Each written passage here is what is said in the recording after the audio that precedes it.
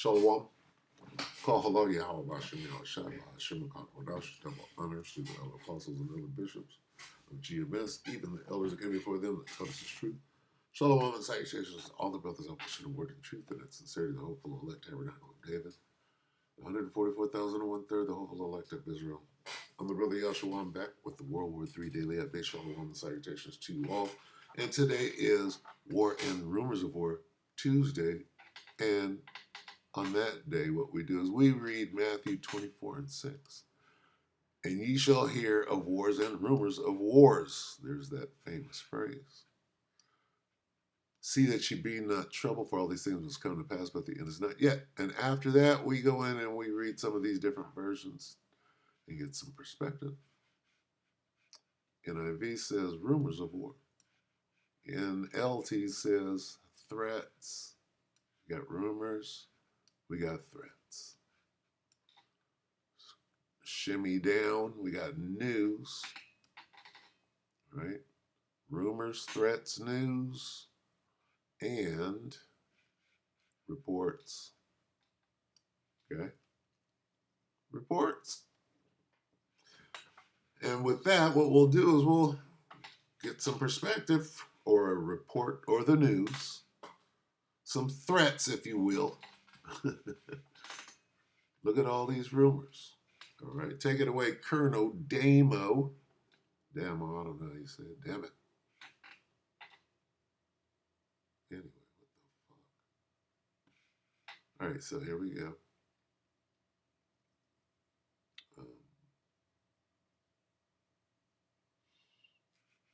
Iran just handed Trump his backside on a plate. Right, this guy's English, but a certain kind of English. I believe he's a Jake. Anyway, take it away, Colonel. Right, so the marmalade-skinned warmongering muppet that is the President of the United States, Donald Trump, is verging on bringing about the next major conflict to hit the Middle East if he is stupid enough to launch an attack on Iran, the most powerful nation in the Middle East, the most heavily armed. And the devil strikes. Wait, that was me. Hold on. It's a lot. What happened? Could it be my speakers? Trump's increasingly aggressive foreign policy. Oh, what is that? Is that me? No, that's the devil. Damn it. Yep. The fucking devil. Playing with the buffering. I'm going to try this one more time. If not, I'm going to get some scriptures. Go back and watch this for yourself. It's just, his perspective. Could be rumor, could be innuendo, could be speculation. It could be his opinion. We all have one of those. Right. One more time, Colonel, take it. Right, so the marmalade-skinned warmongering muppet that is the President of the United States, Donald Trump, is verging on bringing about the next major conflict to hit the Middle East if he is stupid enough to launch an attack on Iran, the most powerful nation in the Middle East, the most heavily armed by all accounts, a conflict that could dwarf the devastation seen in previous US-backed atrocities such as Iraq, Afghanistan, or Syria. Trump's increasingly aggressive foreign policy has ramped up military threats against Iran because this is what passes for his diplomacy, isn't it? The aggression, the bullying, the attempts at intimidation, now seeing him moving warships, bombers and missile defense systems into the region. Yet unlike past adversaries, Iran is not backing down. Instead, they've handed Trump his backside on a plate before a single shot has been fired. You see, they've taken unprecedented steps already to neutralize all American military advantages, even as Trump moves more assets into the region, securing the refusal of at least 6 neighboring Arab states to allow US forces to use their airspace for potential strikes on Iran. Not exactly the behavior of a nation cowed by American threats, is it, or Trump's blowing of hot air? It's the calculated defiance of a country that has spent decades preparing for this exact scenario, and has the assets, it is alleged, to match, capable of giving the US a very bad day. Words that have come from former US advisors on such matters at that.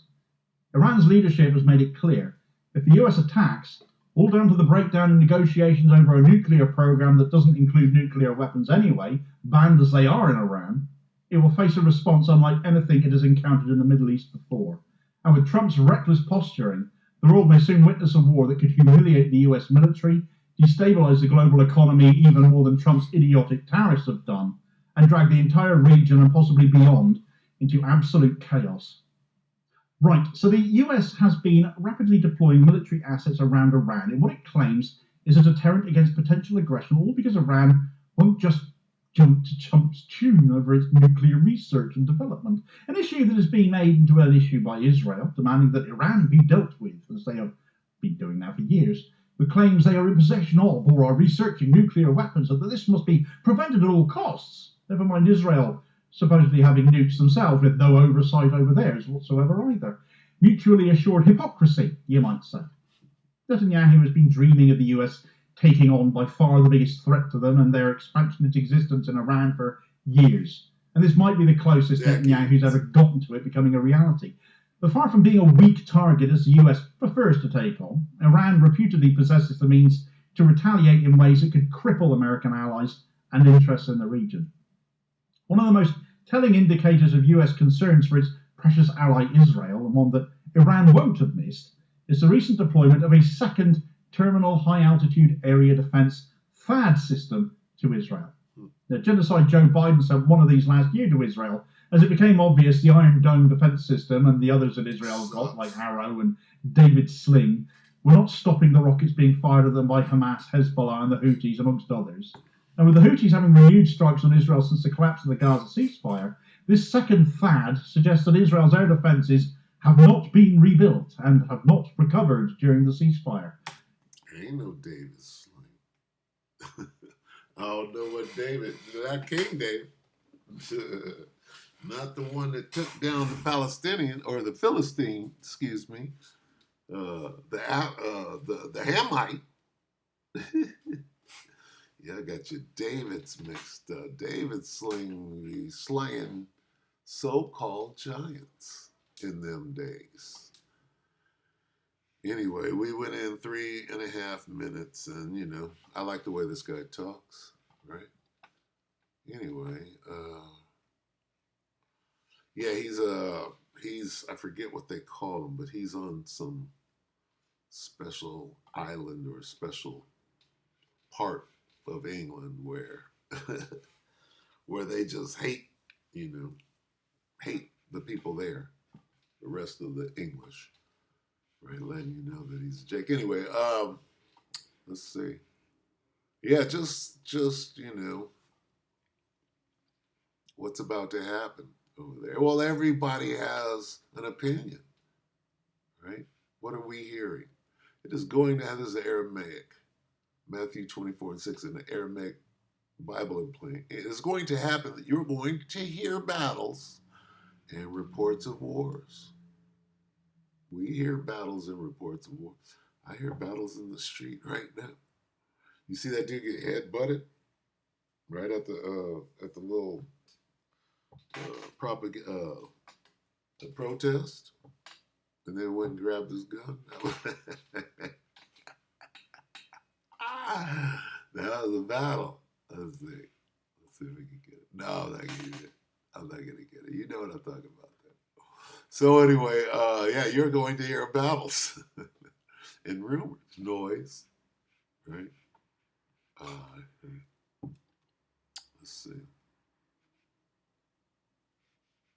Ye shall begin to hear of wars and reports,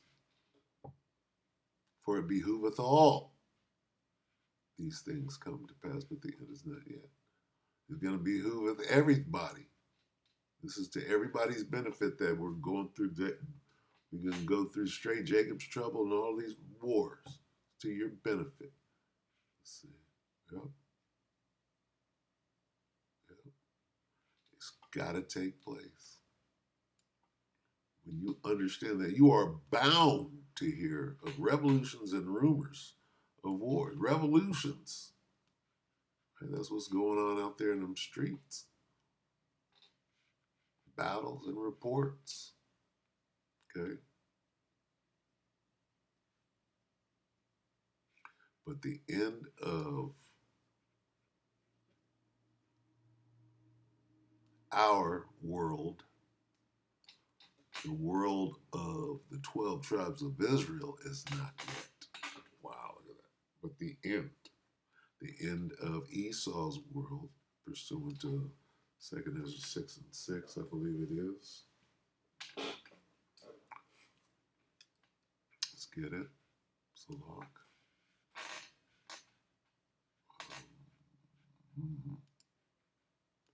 6 and what? 7? 9?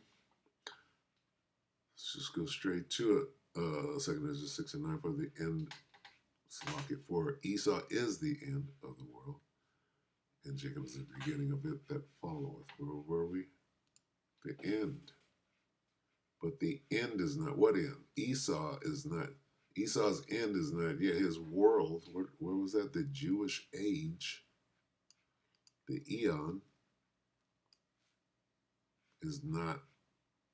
The kingdom of heaven is not yet. What does this mean? But the end of the Jewish age is not yet. What do you mean the end of the Jewish age? This is not right. Slovakia. It says, but these things must happen. No, this is wrong. Not the end of the Jew. Oh, well, maybe it is right. As far as Jewish, right? Look at that. Look at the spirit on it. The Mace New Testament. See, I'm like, well, wait a minute. Is this right? Is it right? You tell me. Tell me if this is right. If it said Israelite age, like it's trying to say, it would be wrong. But because it's saying ish, talking about the small hats, it's correct. But the end of the small hat age is not yet. That's correct. When you break it down like that. If this is talk about Amalek, it's correct. Because it is his end. Okay, it's Amalek's end. But see, really, this is supposed to read Israel. But they put that in there thinking they're slick. But what is the Spirit doing right here? Revealing who that is. Right? Just like this. All Idumea. Right? All Idumea. Right? You can just pull it right up and there's the culprit. Ezekiel 36 and 5. Therefore, thus saith the Lord power, surely in the fire of my jealousy have I spoken against the residue of the heathen and against all who's in the Holy Land over there? Who stole it? Who stole the Holy Land? All Idumea. Who is that? All Edom did what? Appointed the Most High's land, Israel, into their possession with all the joy of their smoking gun, with despiteful minds to cast it out. With that, we hope the elect edify you, brothers and sisters.